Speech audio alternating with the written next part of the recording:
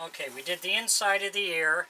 We've drilled our holes here and did our inset for the screw. Then we just cut this out with our saw.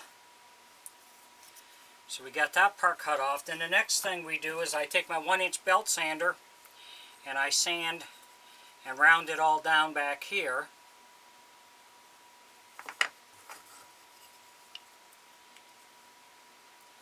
You can see we do that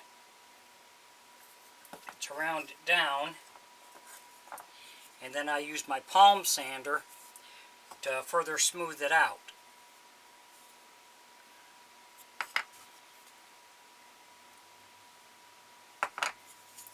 So that's how you make your ears. Step 1, draw it on your board. Do the inside out, then you cut the outside out. Then you sand it down with your belt sander, and then use your palm sander to further smooth it down. If you enjoy my videos, please like and subscribe on my YouTube page. I'd appreciate it.